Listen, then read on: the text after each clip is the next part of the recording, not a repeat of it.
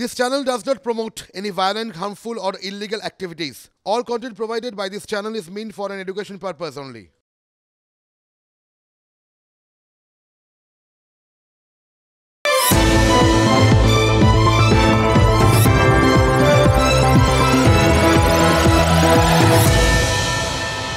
একটা সময় ছিল জানেন তো, যখন গোটা ভারতের বিভিন্ন প্রান্ত থেকে শোনা যেত বুদ্ধম শরণম গচ্ছামি। আজকের দিনটা একটু অন্যরকম। আজকে মনে হচ্ছে গোটা ভারত বলছে তৃণমূল শরণম গচ্ছামি। এমনি বলছি না, একটু ভালো করে খেয়াল করে দেখুন, তাহলেই বুঝতে পারবেন। যার যার মতো করে সবাই তৃণমূলের শরণ নিচ্ছে। তৃণমূলের দেখানো রাস্তাটাই একমাত্র দেখানো রাস্তা হয়ে গেছে। এটাও বলতে পারেন যে ওই গোপালকৃষ্ণ গোখেলের what Bengal thinks today India thinks tomorrow, এই কথাটাই বারবার ফিরে আসছে। বাংলা যা ভাবে আজ, ভারতের ভাবনা কি সেখান থেকেই শুরু? এই ভাবনাটা আমাদের ভাবতে হচ্ছে, ভাবাচ্ছে, আজকের দিনটাই ভাবাচ্ছে। এবং বিশ্বাস করুন, একটুও অত্যুক্তি করছি না। একটু বুঝিয়ে বললে আপনারাও ঠিক ধরে ফেলবেন যে কথাটা এমনি এমনি বলছি না। ইনফ্যাক্ট আমি না, ওই বললাম আজকের দিন এই সব কথাগুলো বলছে। কেন বলছে একটু পরপর আজকের দিনের ঘটনাগুলো সাজিয়ে দিই, তাহলেই দেখুন আপনারা পরিষ্কার হয়ে যাবে জলের মতো। প্রথমত, মমতা বন্দ্যোপাধ্যায় কদিন আগে কী বলেছিলেন? এই দুদিন আগে, কংগ্রেস আগে সারা দেশে 40টা আসন পেয়ে দেখাক। মানে তিনি নিশ্চয়ই বোঝাতে চেয়েছিলেন যে সারা দেশে কংগ্রেসের ওই 40টা আসন পাওয়াও বেশ কঠিন, মানে সম্ভব না, এরকম একটা ইঙ্গিত ছিল আর কি। মানে কথাটার মধ্যে দেখুন চ্যালেঞ্জ ছিল, কিন্তু চ্যালেঞ্জ যতটা ছিল তার থেকেও অনেক বেশি কী ছিল জানেন? তাচ্ছিল্য। সে যাক, কংগ্রেস নেতারাই যখন ব্যাপারটা নিয়ে সেরকম ফিলটিল করতে পারেননি, রাজনীতিতে অনেক কিছু টাইমলি লোকে বুঝতে পারে না, এটা আমরা বুঝে নিলাম আর কি। আর এটাও আমরা বুঝে নিলাম যে যার বিয়ে তার হুঁশ নেই, পাড়া পড়শির ঘুম নেই, সেই প্রবাদটা তো মাথার মধ্যে রাখতে হবে। তাই যখন কংগ্রেস ব্যাপারটা বুঝেও বুঝছে না, যখন জয়রাম রমেশ থেকে শুরু করে রাহুল গান্ধী সবাই নরম হওয়ার, একটুখানি তৃণমূল সম্পর্কে বিভিন্ন বার্তা দেওয়ার চেষ্টা চালিয়েই যাচ্ছেন, তখন আমরা আর এটার মধ্যে ঢুকতে যাব কেন? আমাদের এ সমস্ত ভাবনা চিন্তা করে মাথা খারাপ করে কোনো লাভ আছে বলুন? কিন্তু মুশকিল হচ্ছে, এটা তো আমরা ভাবছি, আমি ভাবছি, আপনি ভাবছেন, বাকি সবাই তো ভাবছে না। রাজনৈতিক নেতারা, আপনি বুঝতে না চাইলেও নেতারা তো বোঝানোর চেষ্টা করবেনই, তারা ছাড়ার পাত্র নন। কিন্তু কারণ ওই কোথাও গিয়ে তাদের সামনে কেউ তো রাস্তা দেখিয়ে দিয়েছেন। আজ রাজ্যসভায় প্রধানমন্ত্রীর জবাবি ভাষণ ছিল, সেই ভাষণ দিতে উঠে আগাগোড়া কংগ্রেসের কাটা ঘায়ে নুনের ছিটে দিয়েছেন নরেন্দ্র মোদী। সেটা দেবেনই, তার প্রধান প্রতিপক্ষ বলে তিনি মনে করছেন। তারপরেই যে জোট হয়েছে, সেই জোটেরও বড় শরিক মানে দাবি করে হচ্ছে তারাই। আলটিমেটলি মানে সব কিছু ধরলে হয়তো তাদেরই ওইভাবে মনে হবে, কিন্তু বিভিন্ন আঞ্চলিক দল, মানে তাতে আপ যেরকম রয়েছে, তৃণমূলও সেরকম রয়েছে। বিশেষ করে তৃণমূল নেতৃত্ব কংগ্রেসকে বড় শরিক মানতেই রাজি নন, সেজন্যই তো ওই 40টা আসনের কথা বলেছেন আর কি। আর সেই জন্যই সব থেকে বেশি নুন ছিটাতে ওই নুনটা ধার নিয়েছেন বাংলা থেকে, মানে প্রধানমন্ত্রী। ওই বাংলা তথা তৃণমূল নেত্রীর কথার রেশটা জাস্ট তিনি ধরে নিয়েছেন। ওইখান থেকে কিউ নিয়ে একদম কংগ্রেস সভাপতি মল্লিকার্জুন খার্গেকে শুনিয়ে শুনিয়ে প্রধানমন্ত্রী বলেছেন, আরে বাংলা থেকে তো আপনাদের জন্য চ্যালেঞ্জ এসছে, আপনারা নাকি 40টা আসনও পাবেন না। তারপরে হাসিটা দেখেছিলেন, ওই হাসিটাই বলছে মমতা বন্দ্যোপাধ্যায়ের তাচ্ছিল্য 10 গুণ বাড়িয়ে ফেরত দিয়েছেন নরেন্দ্র মোদী। আর ফেরত দিয়েছেন শুধু কংগ্রেসকে নয়, একদম ইন্ডিয়া জোটকে। ঘটনাচক্রে যে জোটে অনেকটা ওই বাঁ হাতটা ঠেকিয়ে রাখার মতো করে হলেও তৃণমূল কিন্তু এখনও আছে।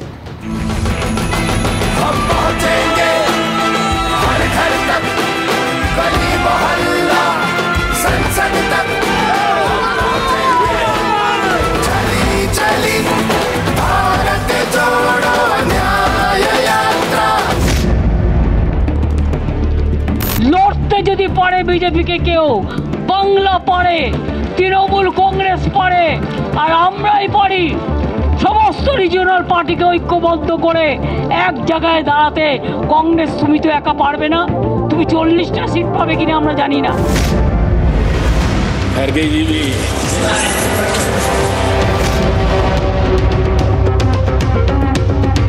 पश्चिम बंगाल से चैलेंज आई है कि कांग्रेस 440 पार नहीं कर पाएगी, 40 पार नहीं कर पाएगी।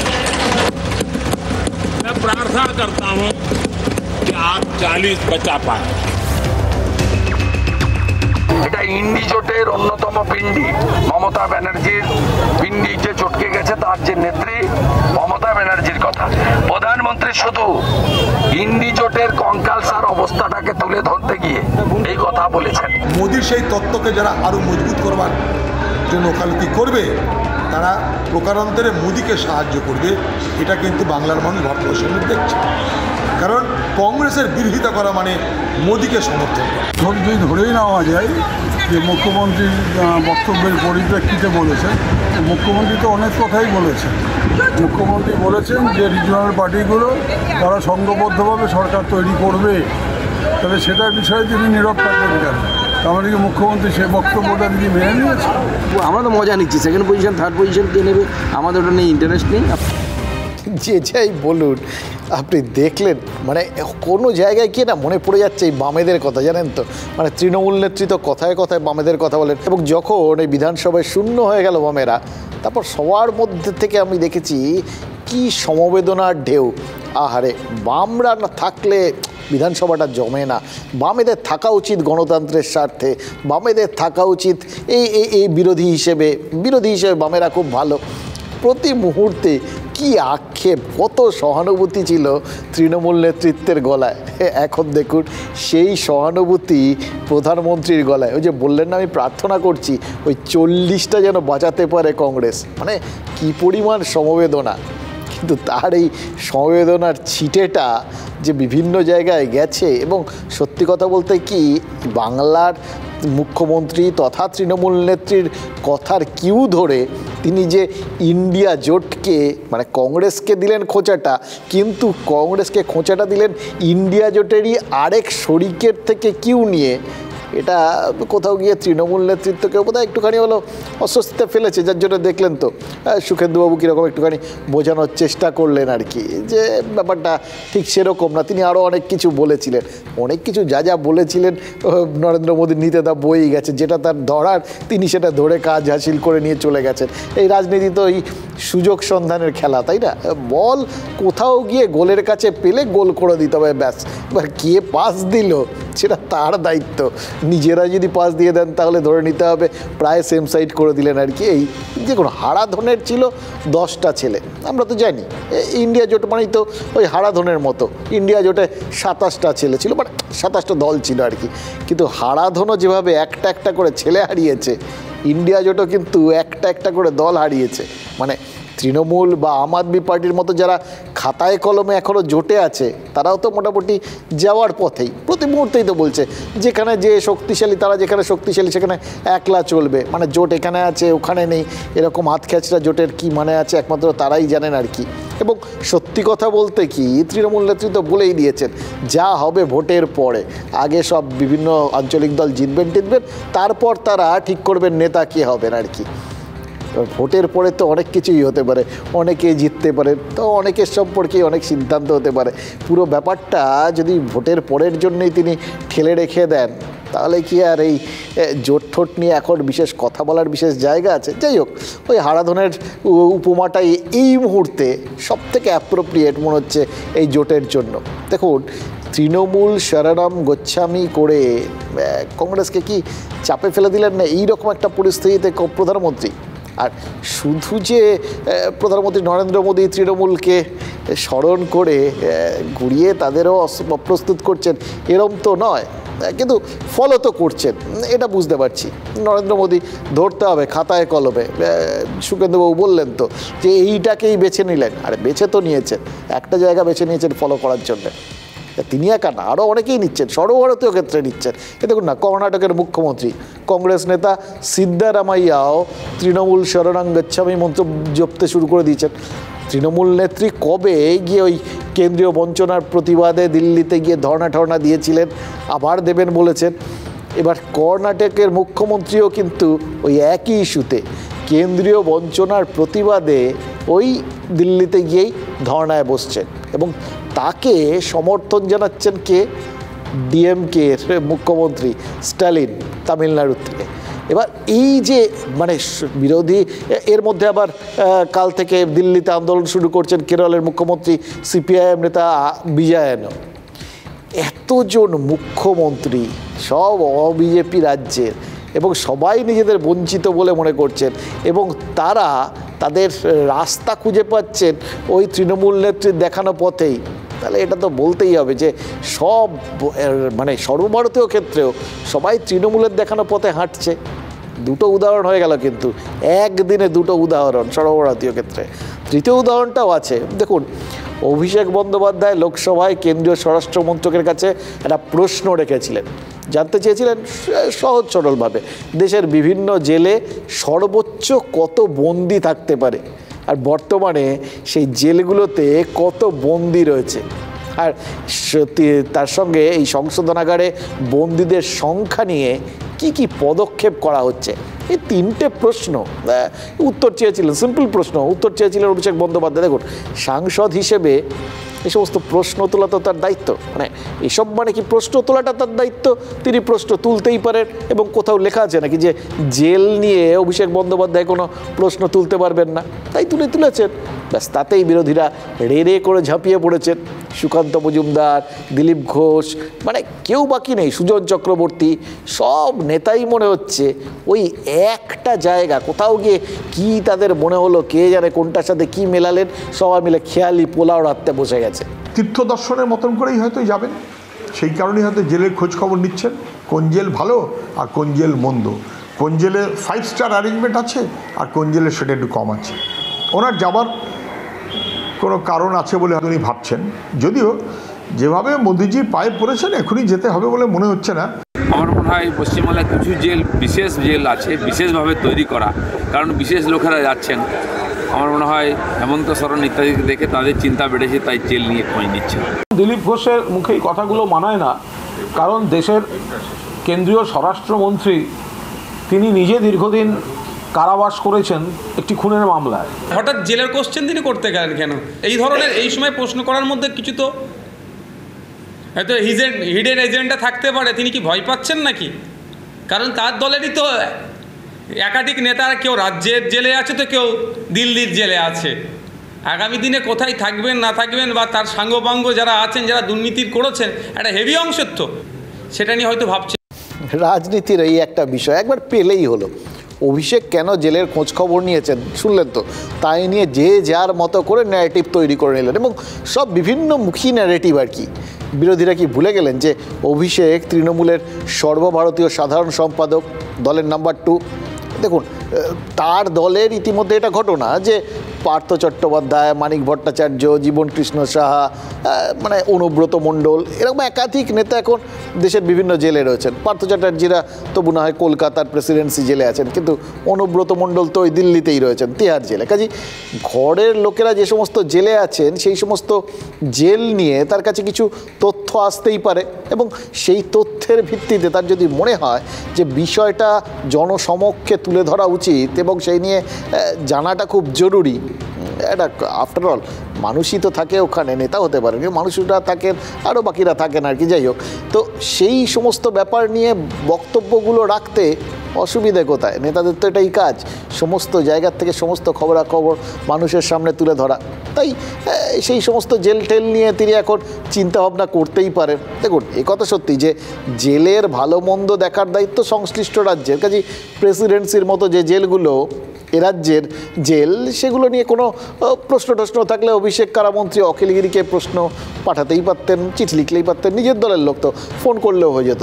কিন্তু তা না করে তিনি যখন কেন্দ্রীয় স্বরাষ্ট্রমন্ত্রকে চিঠি দিয়েছেন, তখন বুঝতে হবে তিহারের মতো যে সমস্ত জেল অন্য রাজ্যে রয়েছে সেখানকার বন্দীদের নিয়েও কিন্তু চিন্তাভাবনা করছেন তৃণমূলের সাধারণ সম্পাদক। আর হাজার হোক, অনুব্রত মণ্ডল, তার সম্পর্কে যতই লোকে ওই মমতাপন্থী, প্রবীণপন্থী, এই সমস্ত প্রবীণ নেতাদের দলে ফেলে ঠেলে দিই, দলের লোক, তার সম্পর্কে একটা চিন্তাভাবনা থাকতেই পারে। একটা সময় যেরকম ভুবনেশ্বরের জেলে থাকতে হয়েছিল সুদীপ বন্দ্যোপাধ্যায়ের মতো তৃণমূল নেতাকে, ফলে দলের নেতারা সবাই কিন্তু বিভিন্ন জেল সম্পর্কে অভিষেক বন্দ্যোপাধ্যায়কে খবরাখবর দিয়েও থাকতে পারেন। আর এই সমস্ত ক্ষেত্রে তিনি হয়তো ব্যক্তিগত বা দলগত চিন্তাভাবনার ঊর্ধ্বে উঠেই চিন্তাভাবনা করছেন। মানে এইভাবে তো বিরোধীরাও খানিকটা নিজেদের ব্যক্তিগত বা দলগত চিন্তাভাবনার ঊর্ধ্বে উঠে ভাবনা চিন্তা করতে পারেন।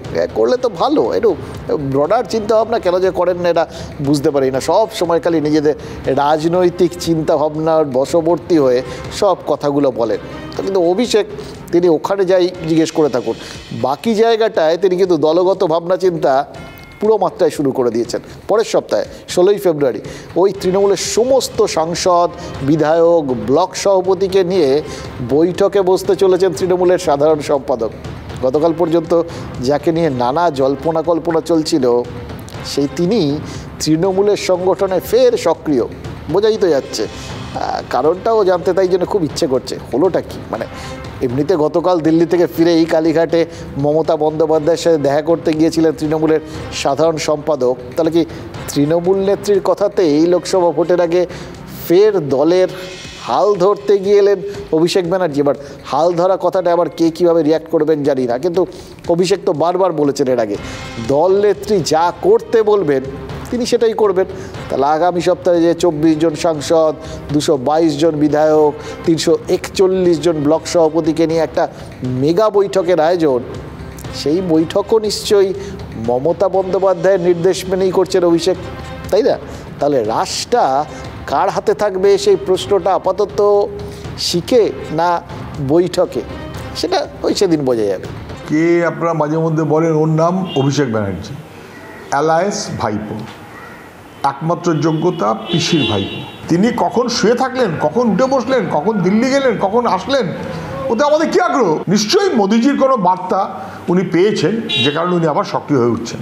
তারা দেখলেন তো অন্তত 3টে ক্ষেত্রে তৃণমূলের দেখানো রাস্তায় তৃণমূলের বক্তব্য ধরে সবাই দৌড়চ্ছে। তৃণমূলের মানে সাধারণ সম্পাদক অভিষেকের বক্তব্যের পেছনে না হয় এ রাজ্যের নেতারা দৌড়চ্ছেন, কিন্তু মমতা ব্যানার্জির বক্তব্যের রেস ধরে তো ওই প্রধানমন্ত্রী ছুটছেন, গোটা ভারত ছুটছে, বিভিন্ন মুখ্যমন্ত্রীরা ছুটছেন। এবার তৃণমূলের দেখানো পথে ইন্ডিয়া হাঁটছে এটা বলতে পারলাম না, কারণ ইন্ডিয়া তো আবার তৃণমূলের দেখানো রাস্তায় শেষ পর্যন্ত হাঁটবে কি না তার গ্যারান্টি জোটের নেতারাও কেউ দিতে পারছে না। তাই বলছি যখন তৃণমূল রাস্তা দেখাচ্ছে সেই রাস্তায় ভারত হাঁটছে, এটা বলাটা সেফ। আর যখন এভাবে শাসক দল তার দেখানো রাস্তায় ভারত হাঁটতে পারে আর কি, তখন রাজ্যের বাকি প্রশাসনিক দায়িত্বে যারা রয়েছেন, মানে রাজ্যের পুলিশ বা সিআইডি, তারাই বা কেন পিছিয়ে থাকবে? তারাও রাস্তা দেখানোর দায়িত্ব নিয়ে নিয়েছেন, কিন্তু মানে এমনি এমনি বলছি না। দেখুন বিরোধীরা কথায় কথায় কী বলেন রাজ্যের পুলিশ, সিআইডি এরা সব দলদাস, শাসক দলের দাস। কিন্তু পুলিশ, সিআইডি যে তৃণমূলের মতোই পথপ্রদর্শক, অন্য কেউ রাস্তা দেখানোর ক্ষেত্রে তারা যথেষ্ট অগ্রণী ভূমিকা নিতে পারে, সে কথা কে বলবে? সেই কথাগুলো আমি বলবো, আজকে আছে সেই কথাগুলো, কারণ সেই কথাগুলো আজ না বললেই নয়।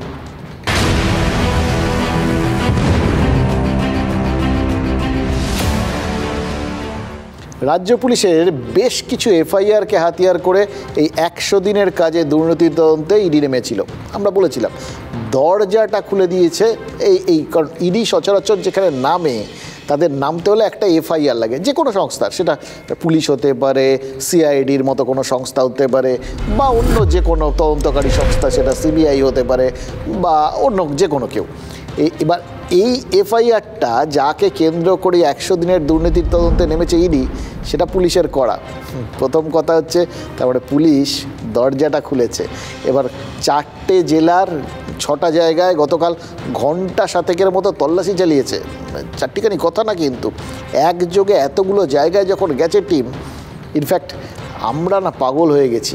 মানে এতগুলো জায়গায় যদি এতগুলো টিম বেরোয় এবং সেই টিমগুলোর পেছনে যদি নিজেদের টিম পাঠাতে হয়, আপনাদের কাছে তো খবরাখবর তুলে ধরতে হবে, তাহলে বাকি খবরের পেছনে লোক দেওয়াও মুশকিল হয়ে যায় একটা সময় আর কি। কত লোক থাকবে? এখন এত ফোর্স নিয়ে এসছে ইডি, মনে হচ্ছে তাদের যাবতীয় ফোর্স বোধহয় বাংলাতে চলে এসছে, বিভিন্ন জায়গায় যখন তখন ছিটকে ছিটকে চলে যাচ্ছে। সে আর কহতব্য নয় কী অবস্থা আমাদের ছেলেপুলেদের। সে যাই হোক, কিন্তু 100 দিনের কাজে এনফোর্সমেন্ট ডিরেক্টরেটের প্রবেশ যদি ওই পুলিশের তৈরি করে দেওয়া দরজা দিয়ে হয়, তাহলে এবার মনে হচ্ছে সিআইডির তৈরি করে দেওয়া রাস্তা ধরে তারা দৌড়বে বলে ঠিক করেছে। দরজা খুলেছে পুলিশ, রাস্তা তৈরি করে দিয়েছে সিআইডি। কেন বলছি? দেখুন, 100 দিনের কাজের তদন্তে অন্যতম অভিযুক্তকে আমরা যা দেখলাম, রথীন্দ্রনাথ দে, মুর্শিদাবাদের সুজাপুর পঞ্চায়েতের এক্সিকিউটিভ অ্যাসিস্ট্যান্ট ছিলেন ভদ্রলোক। পাশের ওই মহুলা বলে আর একটা পঞ্চায়েতেরও অতিরিক্ত দায়িত্বও সামলেছেন। করিত করবো মানুষ, তার মানে পারেন আর কি, একাধিক দায়িত্ব তার উপরে দেওয়া হয়, তার মানে তিনি পারেন। কিন্তু মুশকিল হচ্ছে কিছু কিছু মানুষের কাজের প্রতি এত উৎসাহ, তারা নাকি প্রয়োজনের বেশি কাজ করে ফেলেন। আর তার থেকেও বড় কথা, যখন এই বেশি কাজটা করেন তখনই একটু মুশকিল হয়ে যায়, জানেন তো, কারণ বেশি আত্মিক একটা যোগ তৈরি হয়ে যায়, তো সবটাকে আপন মনে করে নেন। কাজকে আপন মনে করে নিয়েছিলেন হয়তো, সেই জন্য 100 দিনের প্রকল্পের বিভিন্ন যে বরাদ্দ টাকা পয়সা, সেগুলোকেও নাকি তিনি আপন বলে ভেবে নিয়েছিলেন বলেই তো অভিযোগটা উঠছে। এটা হয় আর কি, মানে এটা ওই সব কিছু নিজের মতো করে ভাবতে গেলে এটা ভাববো ওটা ভাববো না, হয় নাকি? তাই জন্য ওই টাকা পয়সাগুলোকেও নিজের মতো করেই নাকি তিনি ভেবেছেন, এটাই সবাই বলছে ঠলছে আর কি। তো রথীন্দ্রনাথ দে পঞ্চায়েতের এক্সিকিউটিভ অ্যাসিস্ট্যান্ট থাকার সময় নাকি 100 দিনের প্রকল্পের টাকা এদিক ওদিক করেছেন, এই অভিযোগ উঠেছে। নিজের বোনের নামে অ্যাকাউন্ট খুলে নাকি তিনি ওই প্রকল্পে টাকা পয়সা সরিয়েছেন বলে অভিযোগ। কিন্তু এই অভিযোগ তো একমাত্র অভিযোগ নয়। সুজাপুরের পর রথীন্দ্রনাথ যখন মুর্শিদাবাদের নওদায় পোস্টেড ছিলেন, তখনও নাকি 100 দিনের টাকা তছরূপ করেছেন বলে শোনা গিয়েছিল, সেই অভিযোগও আছে। সেই 2021 সালে রথীন্দ্রনাথের বিরুদ্ধে দুটো এফআইআর দায়ের হয়েছিল।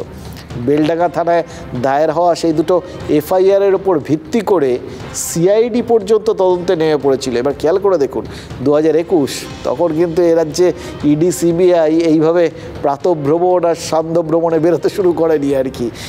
তখন পর্যন্ত ব্যাপারটা এই পুলিশ আর সিআইডি স্তরেই ছিল। সিআইডি নেমেছিল। এবার যারা মনে করেন যে পুলিশের তদন্ত তো তারা মানে পুলিশের তদন্ত মানে 18 মাসে বছর, এটাও এক্ষেত্রে তারা কমপ্লিটলি ভুল।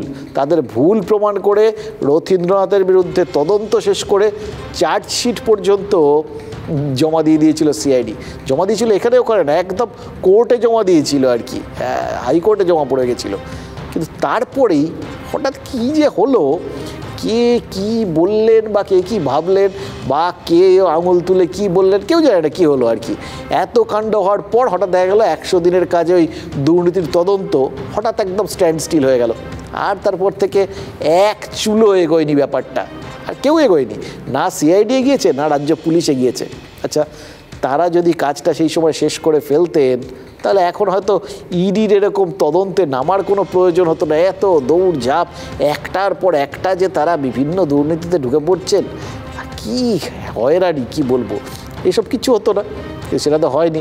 সিআইডি চার্জশিট জমা দেওয়ার পরেও এই তদন্ত ধামাচাপা পড়ে গেছিলো কার নির্দেশে, ওই বললাম কে জানে। এই কেসটা এতদিন পর ইডি হাতে নিয়েছে, আর ওই চার্জশিট থেকেই কিন্তু যাবতীয় মানে ওখানে তো একটা চার্জশিট কখন জমা পড়ে, যখন মোটামুটি প্রাথমিক তদন্ত সব কিছু শেষ করে ফেলা হয়, একটা জায়গায় পৌঁছে তখন চার্জশিটটা দেয়। তো প্রাথমিক কাজ তো করে ফেলা আছে, তারাও সেইখান থেকেই ক্লিউ নিচ্ছে।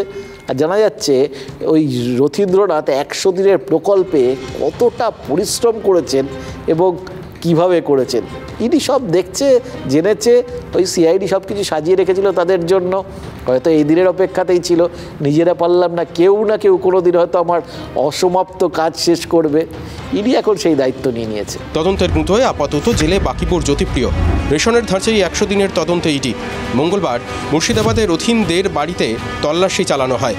মঙ্গলবারই প্রথমবার রথীনের নামের পাশে অভিযুক্ত শব্দটা বসলেও এমন নয়। আগেই 100 দিনের টাকা 9/6 অভিযোগে রথীনের বিরুদ্ধে তদন্তে নামে সিআইডি, চার্জশিটও পেশ করে। কিন্তু তলবের পর একবারও কমিটির সামনে হাজিরা দেননি রথীন। 2021-এ কলকাতা হাইকোর্টে আগাম জামিনের আবেদন খারিজ হয়। জেলা শাসকের নির্দেশে এফআইআর হলেও চার্জশিট দেওয়া নিয়ে প্রশাসনের অন্দরে জল ঘোলা হয়েছিল বিস্তর। কেন জল ঘোলা, কেন চার্জশিট দিয়েও আর তদন্ত এগোয়নি সিআইডি? রথীন্দ্রনাথকে আড়াল করতে কারা সক্রিয়, তারা কি প্রভাবশালী? উত্তরগুলো এতদিনে মেলেনি, এবার কি মিলবে? চার্জশিটে রথীনের পাশাপাশি নাম ছিল সরকারি কর্মী ওয়াশিকুর রহমানেরও। তার বাড়িতে পৌঁছেছিল TV9 বাংলা। ওয়াশিকুরের হদিশ মেলেনি। বেলডাঙ্গা পঞ্চায়েতের বর্তমান প্রধানের সাফাই, দুর্নীতি আমি তো আগেকার প্রধানের ব্যাপারে কিছু বলতে পারবো না। আমি নতুন পঞ্চায়েতে এসেছি, আমি আশাকালীন পঞ্চায়েত খুব ভালো সুস্থভাবে চলছে। পঞ্চায়েতের কোনো দুর্নীতি এখনো নেই। অতীতের কালিকে এত সহজে মোছা যাবে ইডি কি সেটা হতে দেবে আদৌ? একটা বিস্তীর্ণ অঞ্চলে যারা নিজেদের হাত যশে 100 দিনের টাকা, 100 দিনের বিভিন্ন প্রকল্পের টাকা এগুলোকে নয়ছয় করেছেন বলে শোনা যাচ্ছে, তাদের বিরুদ্ধে তদন্তে নেমে কেন হঠাৎ হাত গুটিয়ে নিতে বাধ্য হয়েছিল সিআইডি? চার্জশিট জমা দেওয়ার পর কেনই বা রাজ্য পুলিশ প্রশাসনের কোনো কর্তার কাছ থেকে হয়তো ধমক ঠমক খেয়েছিলেন বলে শোনা যাচ্ছে। এবার পুলিশের বিরুদ্ধে বিভিন্ন বক্তব্য থাকতে পারে, আর রথীন্দ্রনাথের বিরুদ্ধে সেখানেও তো একাধিক অভিযোগ, একাধিক পঞ্চায়েত প্রধানের সঙ্গে যোগসাযোগ করেই নাকি তিনি 100 দিনের কাজের টাকাগুলো সব ইধার উধার করেছেন। অভিযোগ সবটা এখন অবধি প্রমাণ করতে হবে, মানে বখরা দিয়েই বাকিটা নিজে হজম করেছেন বলে সবাই অভিযোগ তুলছে।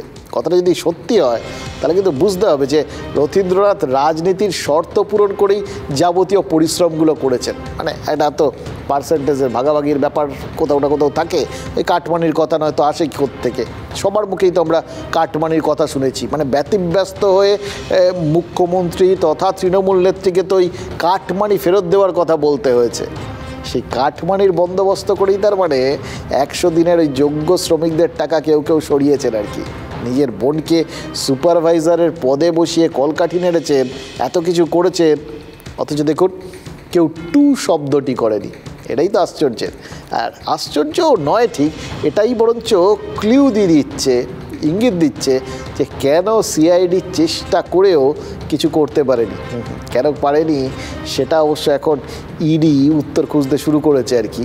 কিন্তু রাজনৈতিক নেতারা তাদের অবশ্য অত তট্টর সইছে না। মানে ইডি কত দিনে এই সমস্ত তদন্ত শেষ করবে, তারা পুলিশের থেকে দ্রুত গতিতে করবে কি না, সিআইডির থেকে দ্রুত গতিতে করবে কি না অনেক বেশি টাইম লাগাবে, শেষ পর্যন্ত আদৌ পৌঁছবে কিনা কোথাও, এই সমস্ত রিস্ক ফ্যাক্টরের মধ্যে তারা নেই।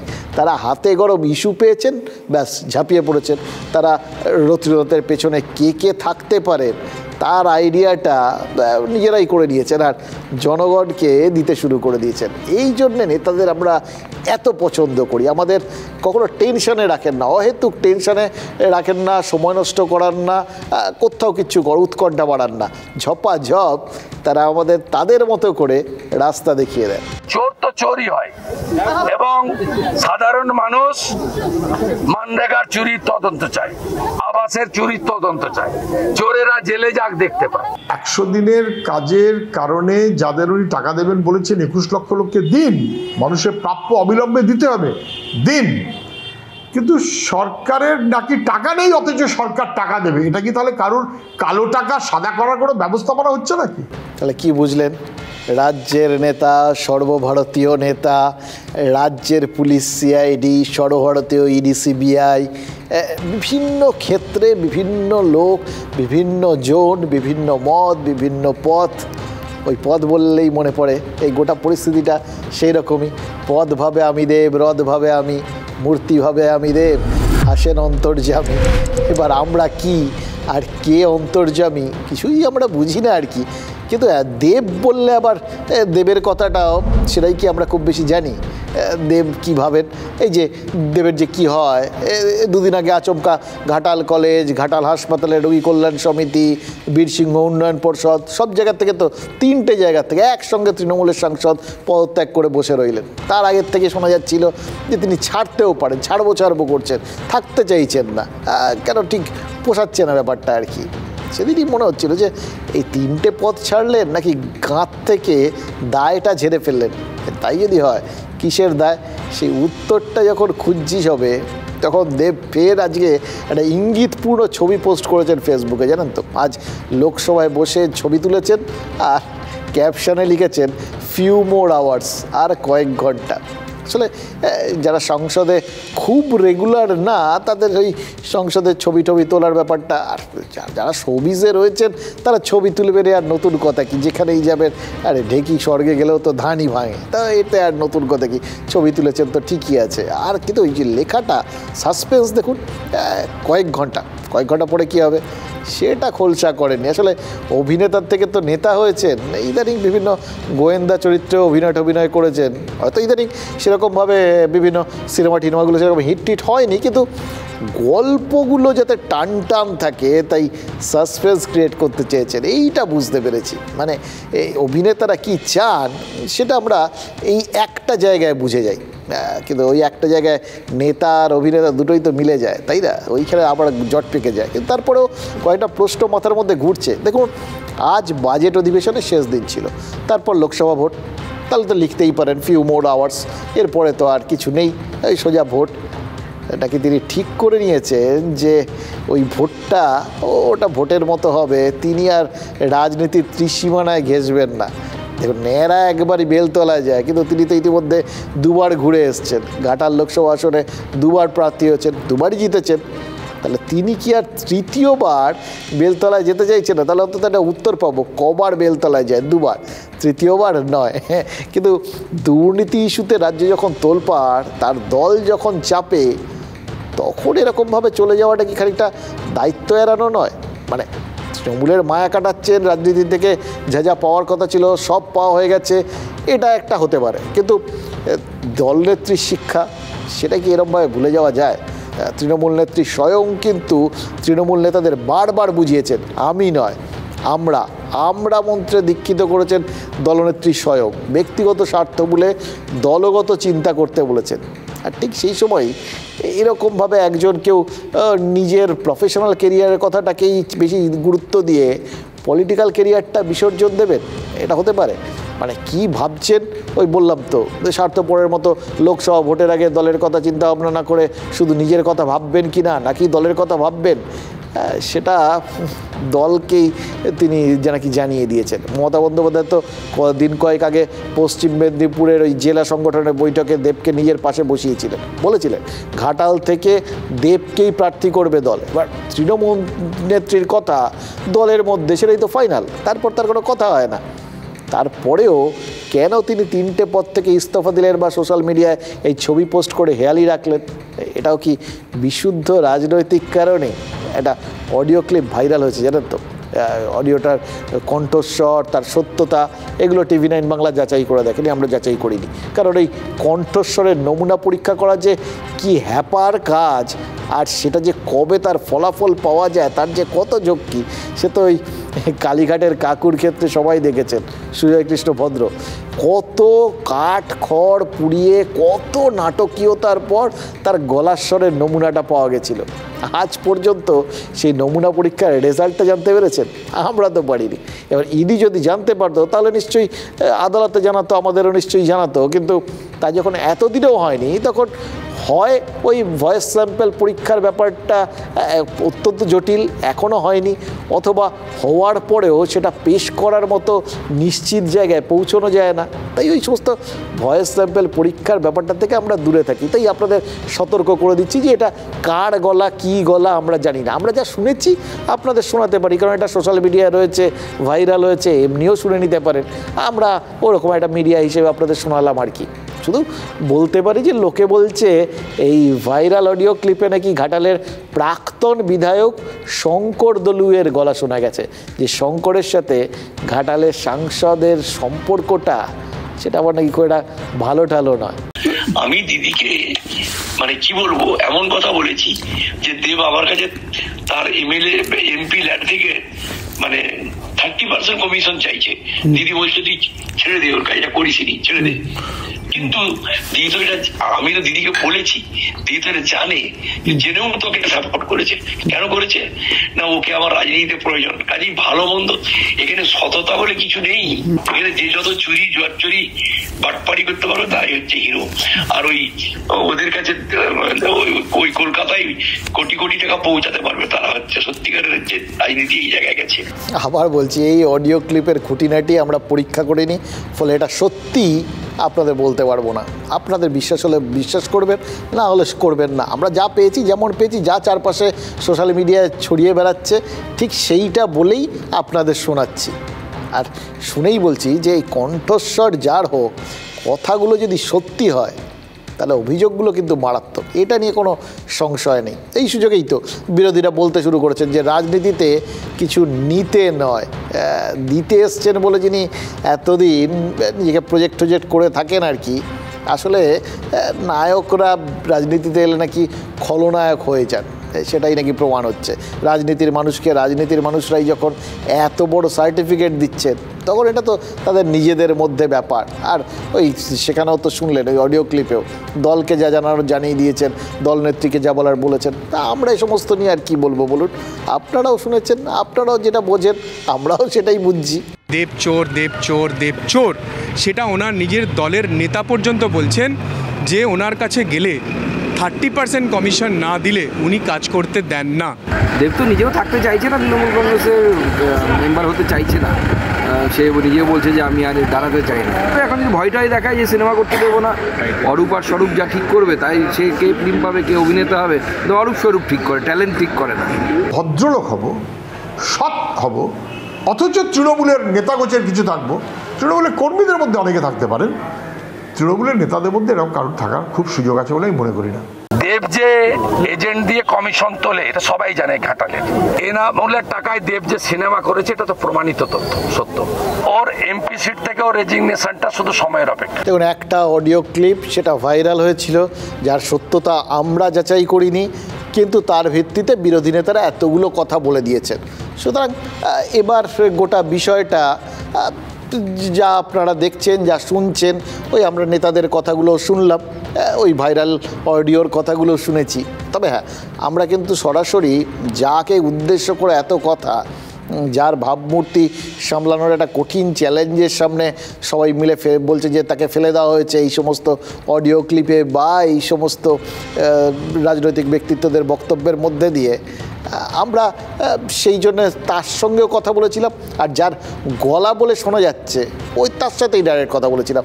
মাঝামাঝি লোকের সাথে কথা বলে কী হবে, আমরা সরাসরি সেই শঙ্কর দলিকে ফোন করেছিলাম, জানতে চেয়েছিলাম যে গলার আওয়াজটা কি তার।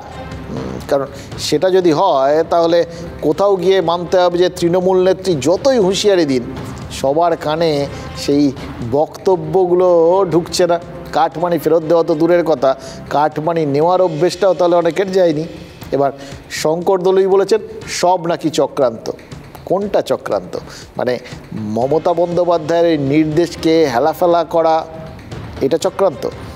নাকি ওই অডিও ক্লিপটা ভাইরাল করে দেওয়া, এটা চক্রান্ত?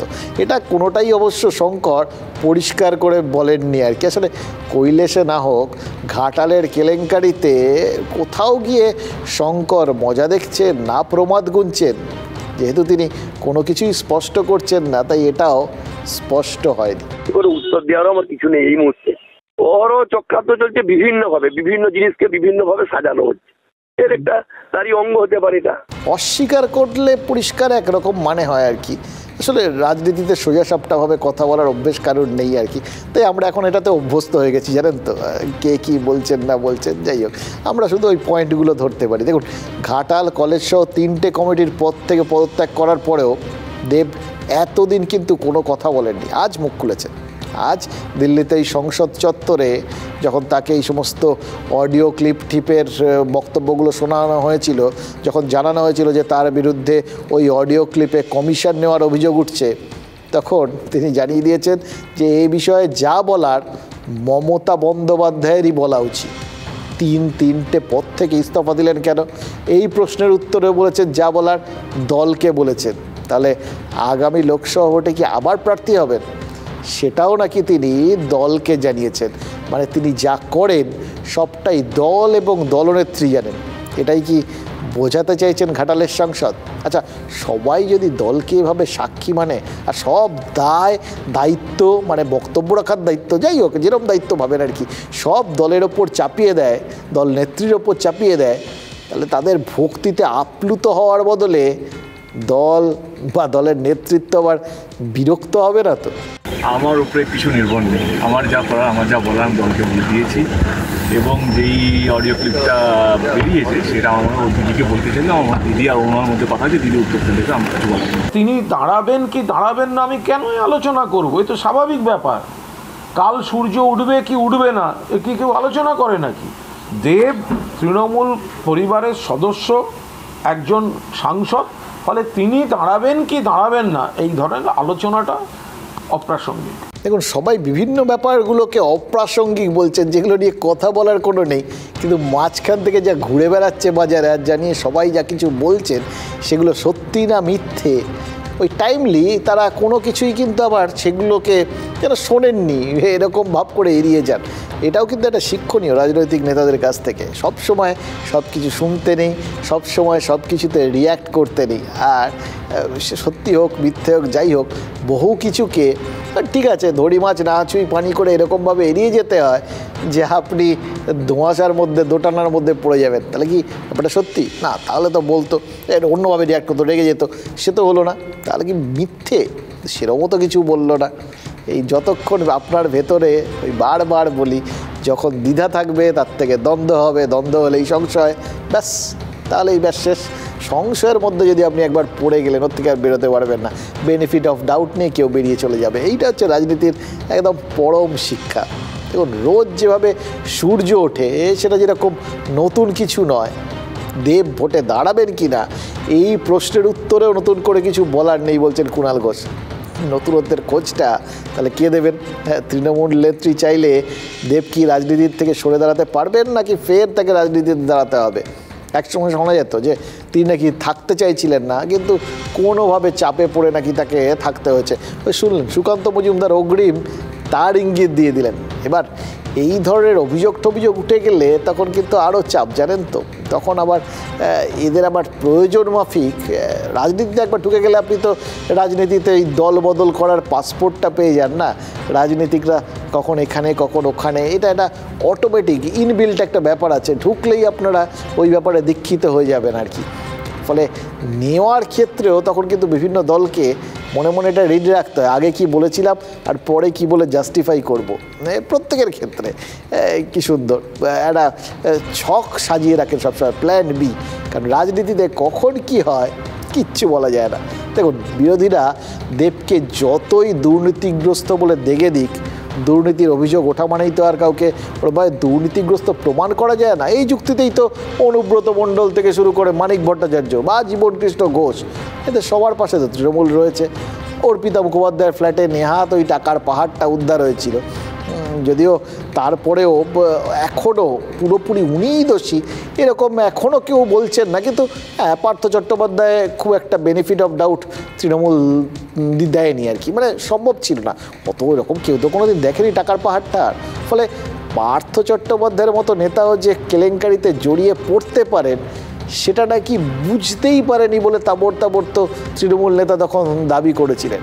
মানে তখন খুব আশ্চর্য লেগেছিল, জানেন, যে নেতাদের এরকম হতভম্ব দশা, তারা কিচ্ছু জানেন না। মানে যে তাদেরই একজন সহকর্মী এত কিছু কাণ্ড কারখানা করলেন, বাড়িতে এরকম বস্তা বস্তা টাকা এনে জমা করলেন, কেউ কিচ্ছু জানেন না। অথচ নেতাদের বিরুদ্ধে বস্তা পচা অভিযোগ, তারা জনতাকে বোকা বানান। নেতারাও যে নেতাদেরও বোকা বানাতে পারেন সেটা নাকি পার্থ চট্টোপাধ্যায় গ্রেফতার না হলে জানাই যেত না। ঠিক যেরকম আজকের পর সবাই বুঝেছে যে ছাপোষা গৃহস্থই হোক বা রাজ্যের সরকার, টানাটানি হলে সরকার চালাতে একরকম কষ্ট সবার। আর তবুও সাধ্যের মধ্যে স্বাদ পূরণের চেষ্টা, সেটা কিন্তু আমি আপনি করি, জানেন তো। আমরা সবসময় হয়তো অল্প অল্প করে করি, কিন্তু যা আছে তার মধ্যে থেকে একটা স্বাদ আছে, এটা এই মাসে হলো না পরের মাসে, অন্তত এক বছর পরে এরকমভাবে প্ল্যান করি। ওই কালকে দেখেছি এটা আমাদের মাথায় থাকে না, আমরা তখন ওই স্বাদটাকে দেখি, তারপর নিজেদের সাধ্যমতো সেটা পূরণ করার অর্জন করার চেষ্টা করি আর কি। আমরা যেরকম করি রাজ্য সরকারও তেমন করে।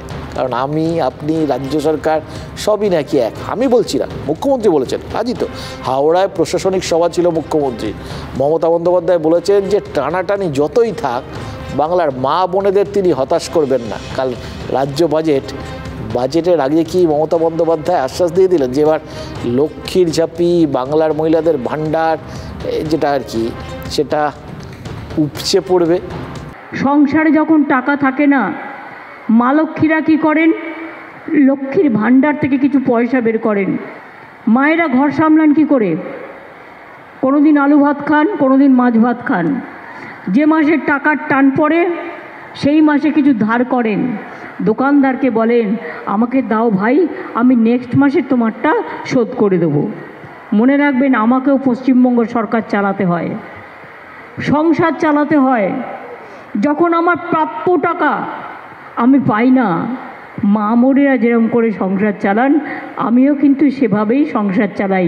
ভাবুন তো, আপনার সামনে যদি আমরা বাজেট নিয়ে আলোচনা করি, বা যে কেউ করে আর কি, আমাদের রাজ্যের অর্থমন্ত্রী বা কেন্দ্রীয় অর্থমন্ত্রী বিভিন্ন কঠিন কঠিন কথা, ফিসকাল ডেফিসিট, জিডিপি, হ্যান ত্যান, কিছু মাথার মধ্যে ঢোকে? আমরা ভাবতে চাই? আমরা সোজা বাংলায় দেখি কোনটার দাম বাড়লো, কোনটার দাম কমলো। আমরা কি পেলাম? আমাদের ট্যাক্স কমলো? ট্যাক্স কমার হিসেবটাও সবসময় পরিষ্কার হয় না। 1 মাস ধরে প্রায় ওটার পেছনে আমরা পড়ে থাকি, বোঝার চেষ্টা করি 10 টাকা হাতে থাকবে না থাকবে না। বাংলা গল্প হচ্ছে আলটিমেটলি এটা, আমার হাতে আলটিমেটলি 2 টাকা থাকবে কি থাকবে না। এই গোটা ব্যাপারটা আমরা কেন্দ্রিক করে আমরা বোঝার চেষ্টা করি পৃথিবীর সমস্ত কিছুকে। মুখ্যমন্ত্রী কি অসাধারণভাবে এই বাজেটের ব্যাপারটা এবং তা নিয়ে যে বিভিন্ন রকম চ্যালেঞ্জ আছে বা প্রশ্ন উঠেছে, পুরো ব্যাপারটাকে সবার সামনে কীরকম জলের মতো সহজ করে দিলেন, দেখলেন তো? এইটা হচ্ছে পারফেক্ট কমিউনিকেশন, এটা হচ্ছে ডাইরেক্ট কমিউনিকেশন। কমিউনিকেশন থিওরির মধ্যে এটা পড়ে আর কি, সরাসরি আপনার সঙ্গে কথা বলা, একদম সেখানটায় আপনার মাঝামাঝি কিছু নেই, আপনার বুঝতে কোনো সমস্যা হবে না, আপনার সাথে তো কথা বলা হচ্ছে। আর খেয়াল করে দেখুন, মুখ্যমন্ত্রী কাদের সাথে অ্যাকচুয়ালি কথা বললেন রাজ্যের মহিলাদের সঙ্গে। আমাদের রাজ্যে মোট ভোটারের প্রায় অর্ধেক কিন্তু মহিলা ভোটার, আর এই মহিলা ভোটাররাই এখন পর্যন্ত দেখা গেছে যে তৃণমূল নেত্রীর তুরুপের তাস সবসময়। তাই বিজেপি নেতারা যখন এক এবং একমাত্র ওই মমতা বন্দ্যোপাধ্যায়কেই টার্গেট করেছেন এবার লোকসভা ভোটের প্রচারে, দেখেছেন তো? সেই এসে কবে অমিত শাহ বললেন, তার আগে বিধানসভা ভোটে কিন্তু ভাইপো টার্গেট ছিল। এবার কিন্তু ও সমস্ত কিচ্ছু না, এবার সোজাসুজি দিদি। এবং তারা বুঝেছেন যে যদি তাদের ওই মারিত গন্ডার লুটিত ভাণ্ডার আর কি, এখানে জিততে গেলে ওই কোনোভাবে মমতা বন্দ্যোপাধ্যায়ের ইমেজটাকে মাটিতে নামিয়ে নিয়ে আসতে হবে, না হলে সমস্যা আছে। এটাই তারা টার্গেট করে নিয়েছেন, এবার আর ডাইনে বাই কোনো টার্গেট নেই। আর তৃণমূল সেটা বুঝতে পেরেই যখনই সুযোগ পাচ্ছে তারা কিন্তু বলছে যে মমতা বন্দ্যোপাধ্যায়কে আক্রমণ করে আসলে বাংলার মহিলাদের অসম্মান করেছে বিজেপি। আজ মমতা বন্দ্যোপাধ্যায় বাংলার মহিলাদের কি বুঝিয়ে দিলেন সংসার চালানো আর রাজ্য চালানো দুটো এক ব্যাপার। সংসার ইজ ইকুয়াল টু সরকার। যারা সংসার চালান তাদের সাথে যদি এইভাবে নিজেকে এক আসনে বসিয়ে দেওয়া যায়, তাহলে কোথাও গিয়ে যারা সংসার চালান তাদের পক্ষে বোঝাটা কি খুব কঠিন হবে যে তৃণমূল নেত্রী আসলে খুব টানাটানি। কারণ আমরা তো সারাক্ষণ টানাটানিতে রয়েছি, আমাদের ঘরণীরাও তারা টানাটানিতেই থাকেন, এর বাইরে আর কী থাকবেন? আলটিমেটলি তো তারা পাওয়ার হাউস, তাদেরই তো সব সামলাতে হয়। এবার তারা যখন জানেন যে আমরা কঠিন অবস্থায় থাকি, নিজেদের অবস্থাটা নিজেদের থেকে বেশি ভালো আর কে জানে, এবার যখন দেখেন যে মুখ্যমন্ত্রীও একইভাবে, আরে তাই তো, উনিও তো একটা সংসার চালান, বড় সংসার, সেই সংসারেও টানাটানি, তাহলে তো উনি ইজ ইকুয়াল টু আমি, আমাদের সমগোত্রীয়, আমরা তো সমব্যথী ওনার। এই সমব্যথী হওয়ার এই সহানুভূতিটাই তো চান তৃণমূল নেত্রী, তাই না? আর এই জায়গাটাতেই পুরো ব্যাপারটা তিনি নিয়ে চলে গেলেন। মুশকিল হচ্ছে একটা জায়গাতেই, জানেন তো, ভাষণ আর বাজেট এক জিনিস নয়। আর সেজন্যই রাজ্যের দেনার কথাটাও স্মরণ করিয়ে দিয়েছেন মুখ্যমন্ত্রী কেন্দ্রের কাছে। মানে এখানে বললেন মাঝে মাঝে আপনাকে ধার করতে হয়, আর সেখানে তো তাকেও প্রচুর ধার করতে হচ্ছে।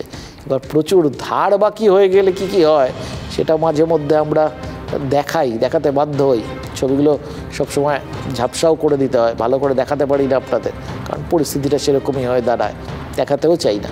কিন্তু কেন্দ্রের কাছে বিভিন্ন প্রকল্পের কয়েক হাজার কোটি টাকা বকেয়া রয়েছে, এটা বলে দিয়েছেন এবং তার সাথে ধার নিতে হবে সেই ইঙ্গিতটাও দিয়ে দিয়েছেন। তার মধ্যে আরেকটা জিনিস করেছেন, মানে ধার তো নিতেই হবে, তার কারণ হচ্ছে যে 100 দিন আর আবাসের টাকা মেটানোর প্রতিশ্রুতি দিয়েছেন মুখ্যমন্ত্রী, একটা ঘোষণা করে দিয়েছেন, আরেকটাও কিছুদিনের মধ্যেই ঘোষণা করবেন বলে বলেছেন।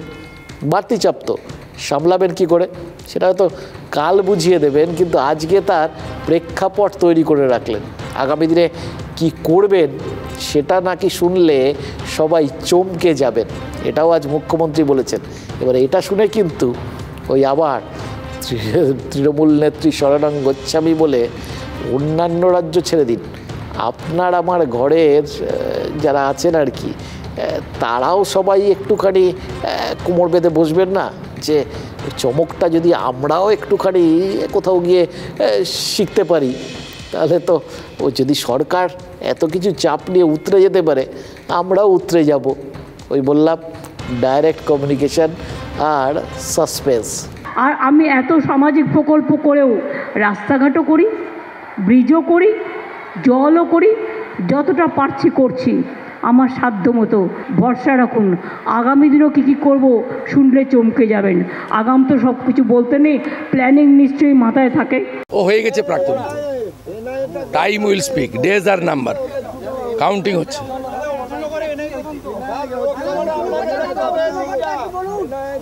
Hirak Rani bye by.